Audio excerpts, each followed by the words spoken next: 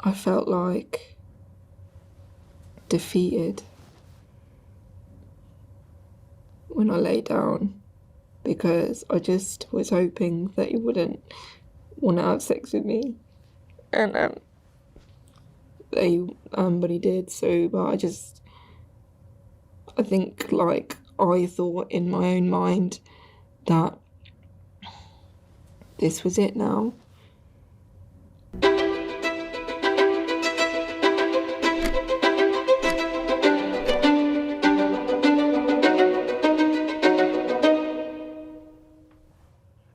Kate, can you tell me what was your childhood like? Well, my childhood actually wasn't that bad. My mum and dad divorced when I was 7, but it didn't seem to affect us that badly, and we kind of like had a decent childhood, really. It was a bit boring because it was a countryside, but nothing really eventful happened when I was younger.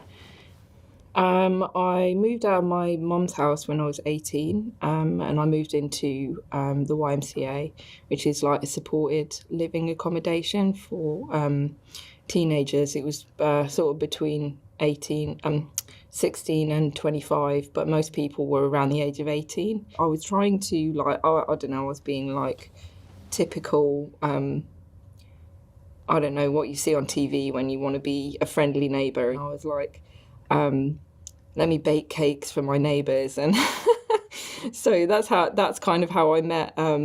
That's how I met William. So we kind of like formed a little friendship group, and we would hang out together. Well, I was warned by some staff in the YMCA that William had some like unsavoury friends, and I actually didn't know what they meant by that. He introduced me to one of his friends, and that was Ali Sultan. You don't know what you're looking at when you see someone dangerous. I don't know, like I was so new that I didn't realise how dangerous they were. I just saw them as like the same way that I'd see anybody else from college, because they weren't like really old or anything. They were like the same age as, well, almost the same age as me. Maybe Ali was like 20 and I was 18. There was like slight indications of something brewing, every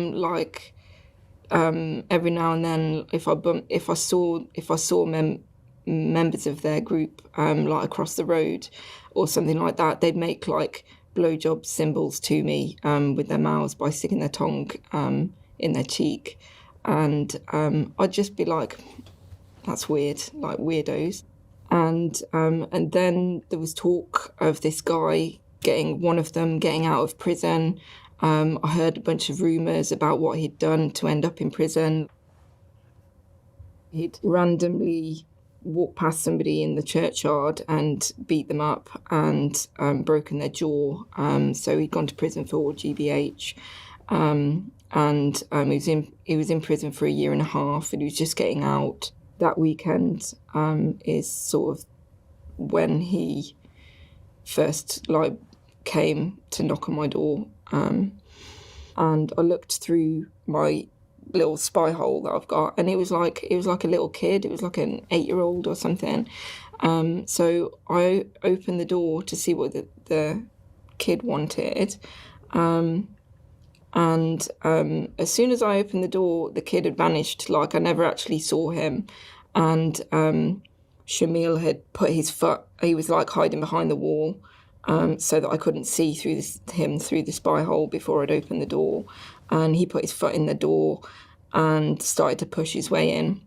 And I was like really strongly trying to push him out. And I was pushing him out, and William was shouting to me, is that Shamil? And I said, yeah, thinking that maybe he'd come and help me push him out. But instead, William said, just let him in. So because William said, let him in, I let go of the door, which I really wish that I hadn't done now. But I don't think it would have made a difference. I think he would have got in anyway. He came in, he made some excuse to get rid of William. He said that Shazia was waiting for him around the corner at his flat because he lived on the opposite side of the building to me. And he went into, and then William just left. And then all of a sudden I was alone with Shamil. And that was quite horrible. He started circling me. He was like quite muscular because he'd been like working out at the gym, and he wanted me to know that, he sort of grabbed hold of me and put his arms around my neck, and not in a like I'm going to strangle you way, but in sort of like what he felt was like a sexual way. And I was trying to push him off me, but actually when I tried to push him off me, he was tightening his grip, and then it felt like he's going to strangle me if I resist. So he was like trying to kiss me, and he was kissing me on the chest, and he was trying to kiss me on the lips, and I was like moving my face out of the way, and so he was just kissing my cheek, and I was trying to say that I didn't want him to kiss me, and I was trying to say that I was in a relationship. I was trying to come up with like reasons why he shouldn't be doing what he's doing, because I guess he was making me feel like I don't want to wasn't a good enough reason not to do it. But he just behaved in a way like he was completely ignoring me, as if he didn't hear what I was saying. Well, that was the first time I was raped, and I tried to use what do you call it? Like negotiation to get out of it, but none of that actually worked. So it was like the first time that I kind of regretted what I'd done. And was it my fault, or was it his fault? Like, did I not because I'd negotiated rather than, because I had directly said no and then negotiated, but like, had I not been clear that that's not what I wanted? So I'd spent the week after that kind of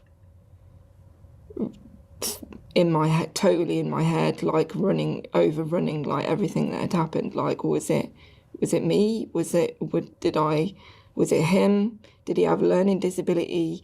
All these things. Like, did he not realise? Did he literally not hear me because he didn't respond? So when I was saying no, so didn't he hear me? And then everything else happened so quickly after that first rape that I was still in shock from the first rape. It was like an ongoing, I describe it as like an ongoing shock. Like, you have shock like at the time that it's happening, where you have like the fight or flight. But then I feel like I was like in a daze every day after that. Sorry, can we stop for a second?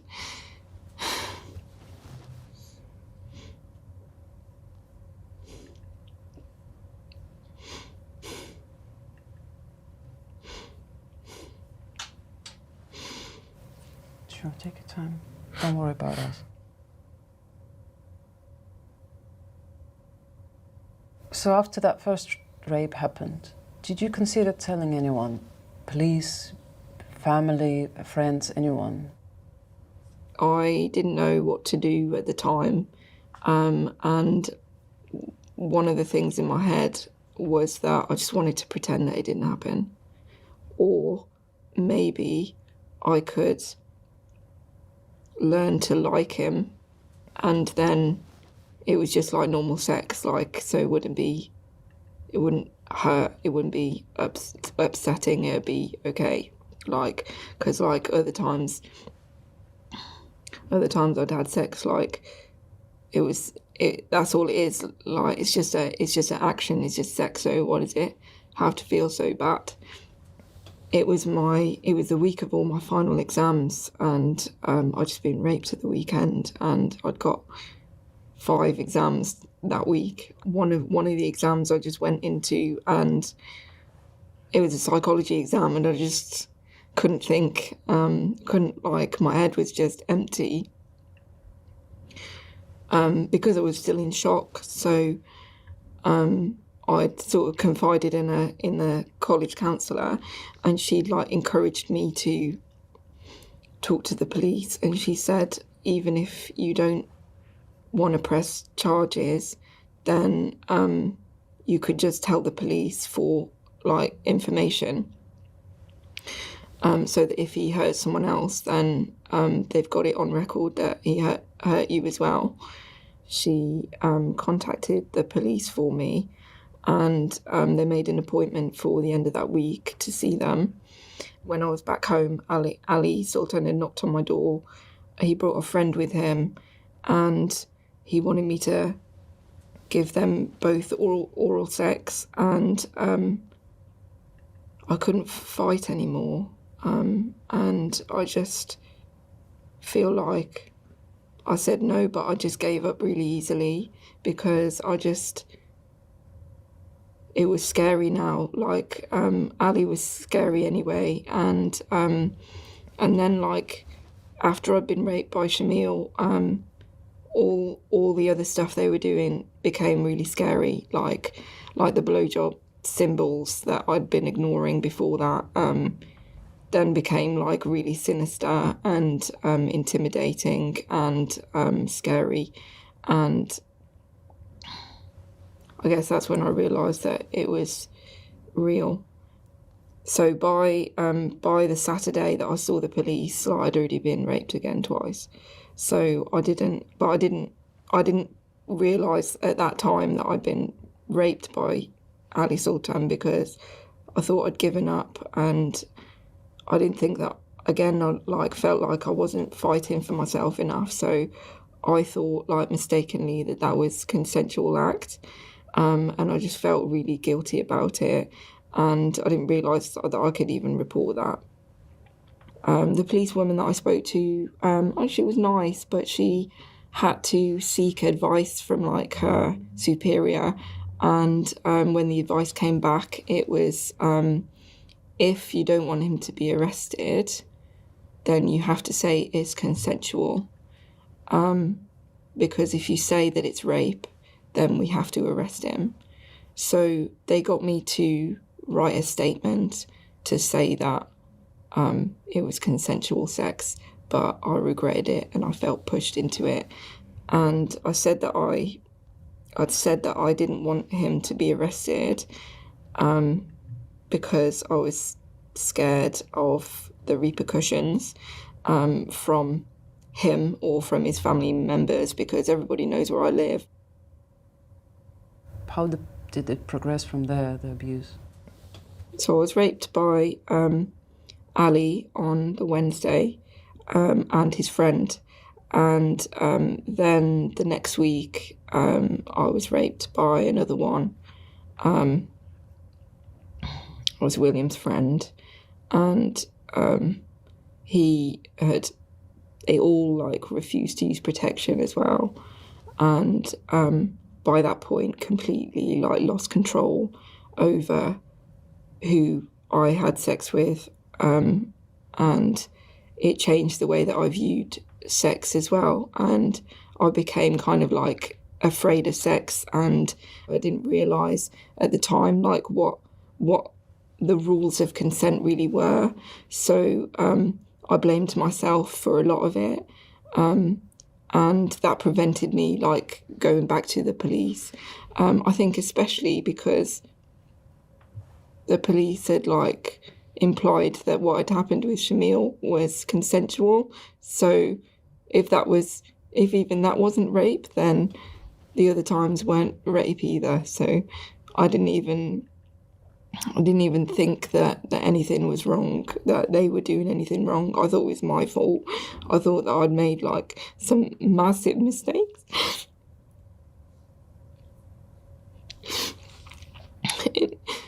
in the way that I'd conducted myself, and I thought that I had given myself a reputation and that I deserved it because I'd made those, I'd set this up for myself, kind of thing. So sorry.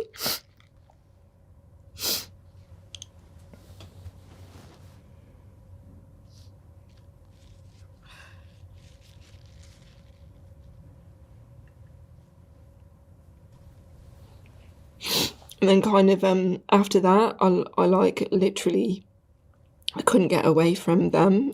I don't know whether they'd like taken a picture of me or whether they'd like pointed me out to people, but like strangers that I didn't know would come up to me in the street if I was like with my friends or if I was going to the shop.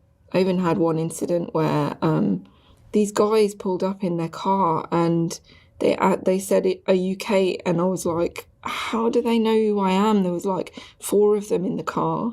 And I didn't, but none of them were any of the guys that I'd ever met. So, they were saying, "Oh, we've heard that your oral skills are very good," and so I knew that they must know Ali because Ali was coming round regularly, and sometimes they didn't say that they knew me, and it looked random, so it almost felt like every man was trying to get me to have sex with them, and it just made it really difficult to associate like the difference in like what was a good man and what was a bad man.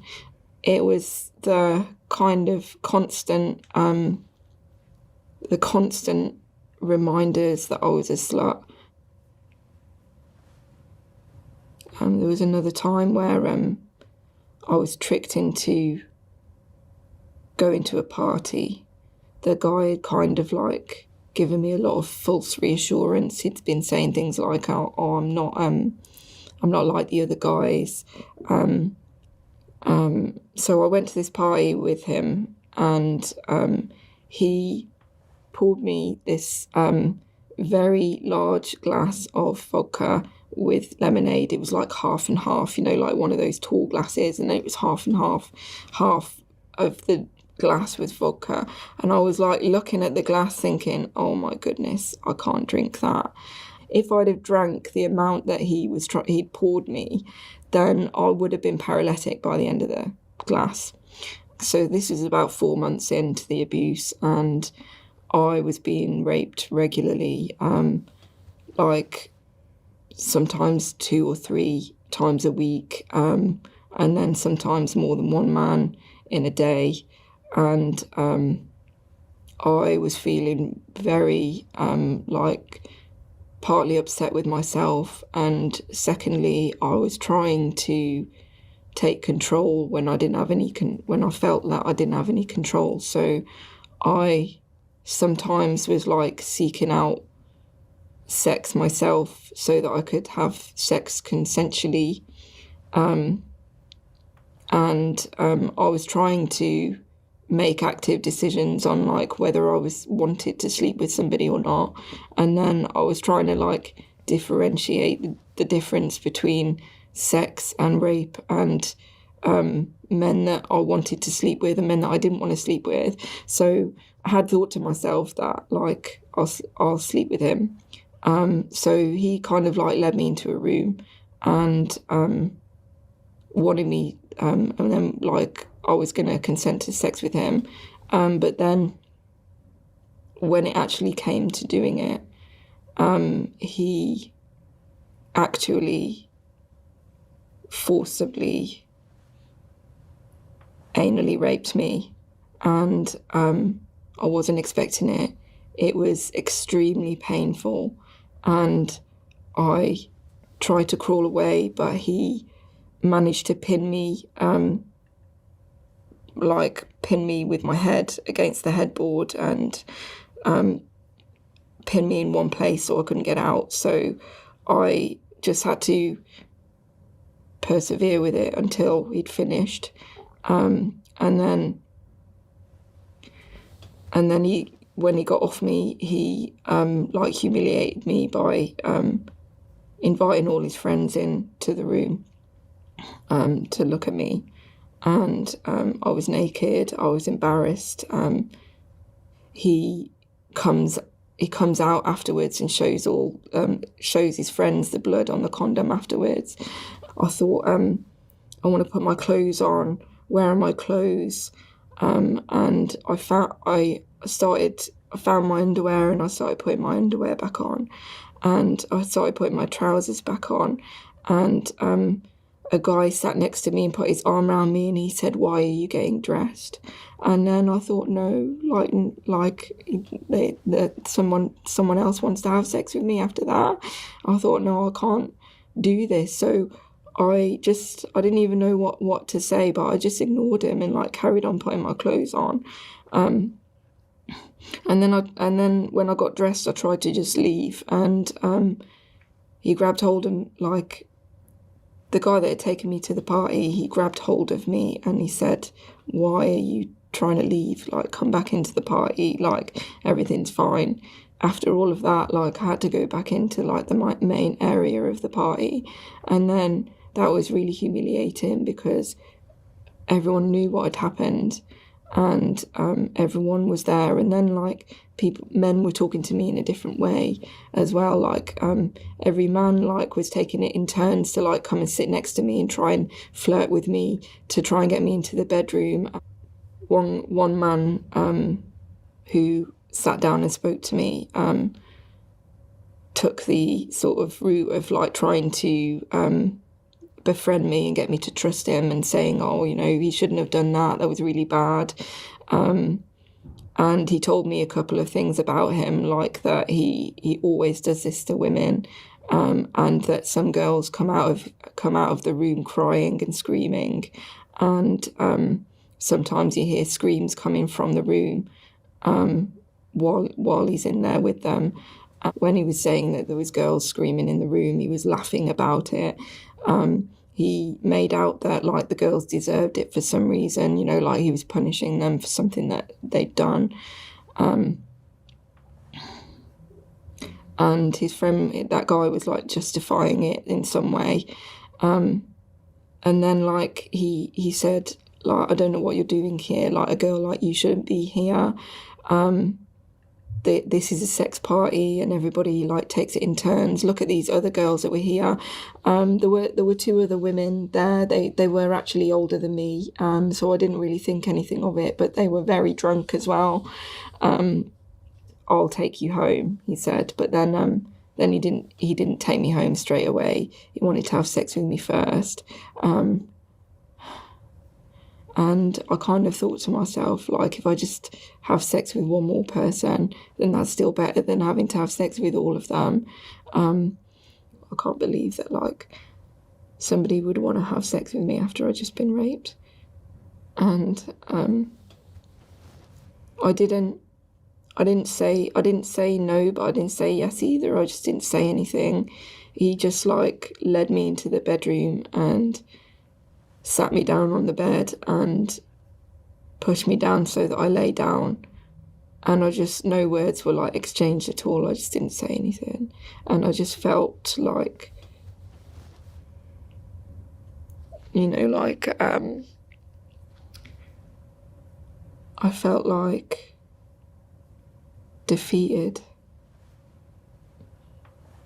when I lay down, because I just was hoping that he wouldn't want to have sex with me, and but he did. So, but I think, like, I thought in my own mind that this was it now.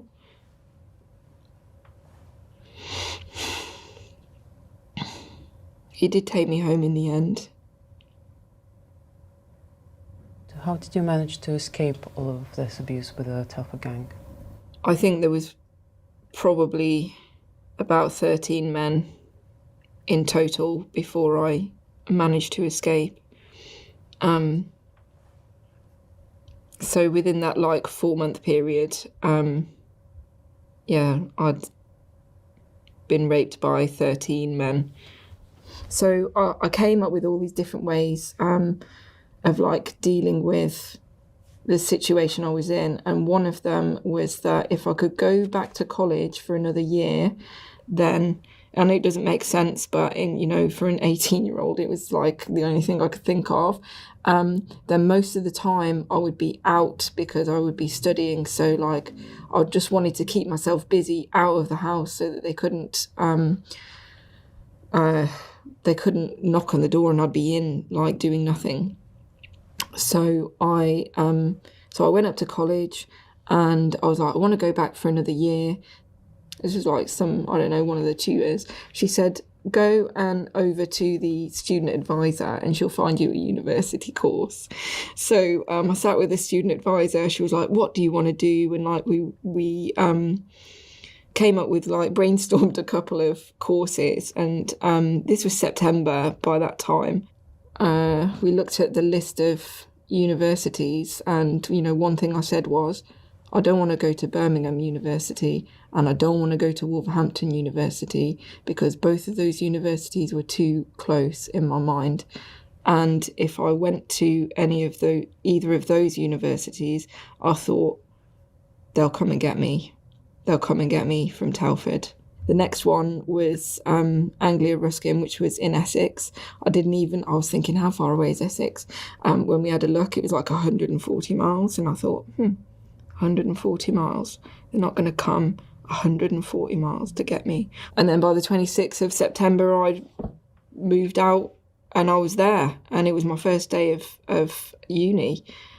So it all happened so quickly because it was like the 4th of September when I sat down with the student advisor. And before that, I had no idea that I would end up at university. I didn't tell anyone I was going. I didn't tell William, didn't tell anyone. In their mind, like, I mean, as far as they like saw or knew anything, like one day I was there and then the next day I was gone. And I'd moved out and everything because I just moved out in one day. Unfortunately, like I was abused all the way up until the day I left. When you went to the uni, did you feel like it was freedom? Yeah, like I felt like I guess it gave me like a bit of a sense of like I felt religious about it. I felt like God had like literally picked me up out of the middle of hell and put me at university like in one day. And I felt a bit like the whole thing was a bit surreal, like one day I was in a lot of trouble in a really bad place and then the next minute I was absolutely fine. And I did struggle emotionally a bit because everyone was really nice to me and I didn't feel like I deserved it. I felt like I had a secret and that if people actually knew like who I was, it made me feel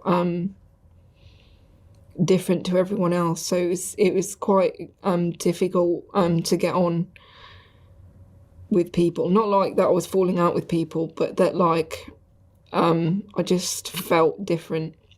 So I really did struggle to like make friends. Later on, when I'm trying to have like consensual sex, like I'd get flashbacks of the first time that I'd done that position. So it would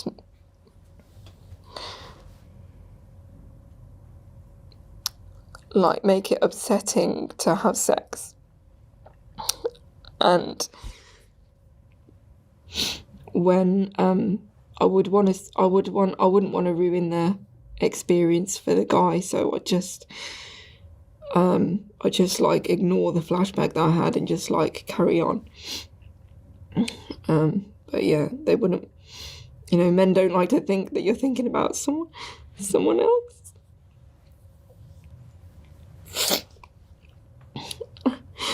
And they'd probably like be really upset if they thought that I was thinking about rape.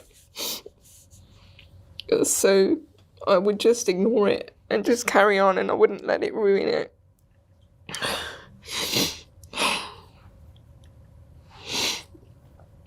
It took years until like that stopped happening.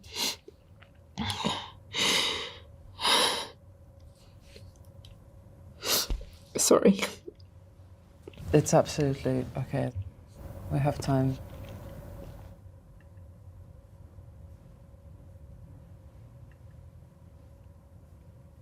How many men were involved with abuse in the Birmingham gang? I mean, I counted 70 while I was like going through the worst of it. How did you manage to break away from all of that?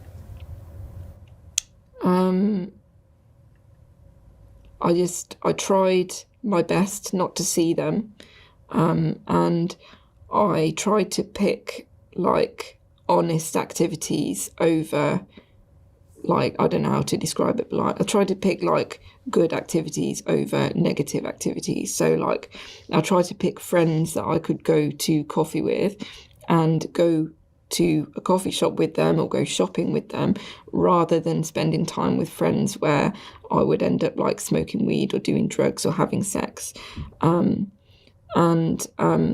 I tried to, if my family were inviting me out, or if there was a trip to a theme park or something like that, I would pick that over going to spend time with the gang. I tried not to drink any alcohol. I did drugs for about a year, and then because I felt so guilty about the drugs I was taking, and like made me feel like a really bad person, and it probably was really terrible for my mental health as well. I only went back to the gang in Birmingham when I was like having a weak moment, and that's like how I would describe it. I did a bunch of things to try and stop myself having weak moments. Like I changed my number all the time so that men weren't able to continue contacting me and then tempting me back or trying to convince me back.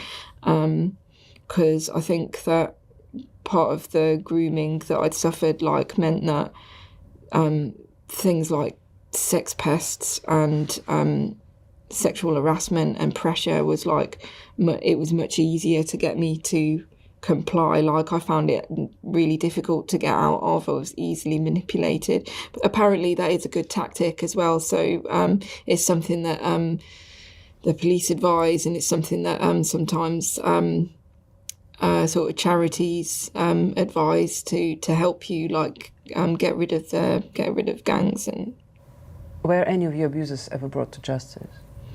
So I reported it again in 2010, and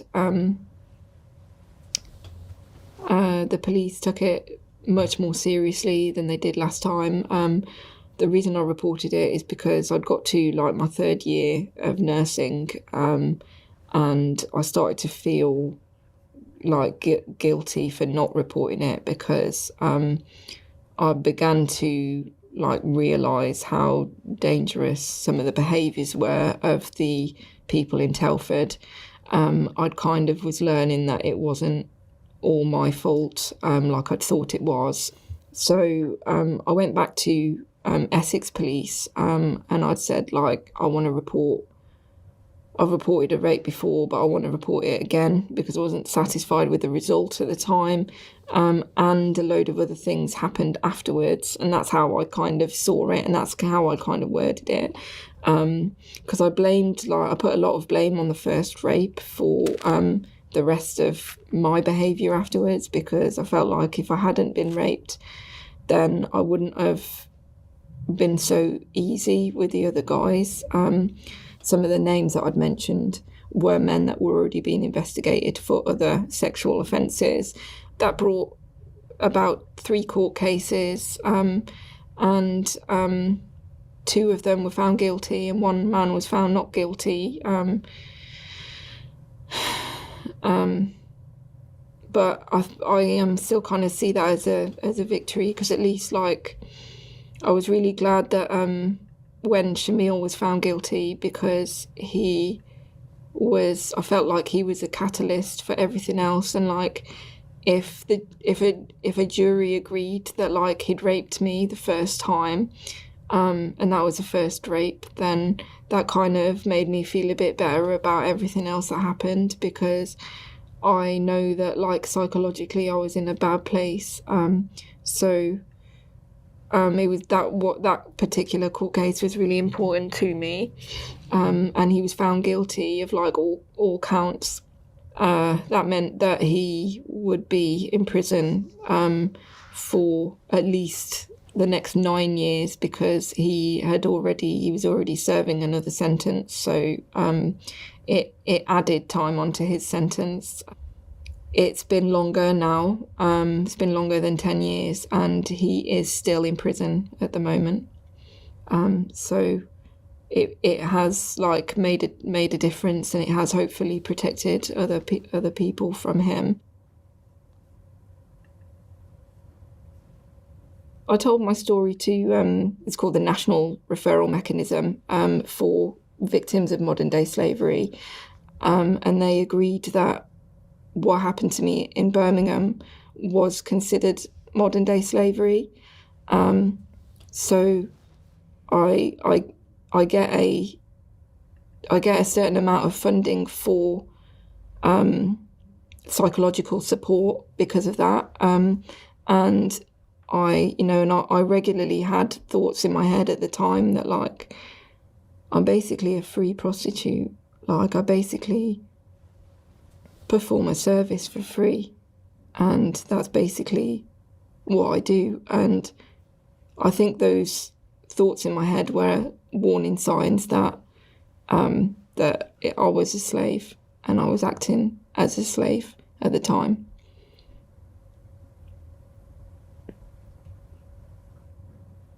How are you now? I'm actually in a good place now. You know, I qualified as a nurse, and I qualified in 2012, so I've been a nurse officially for 10 years. I really value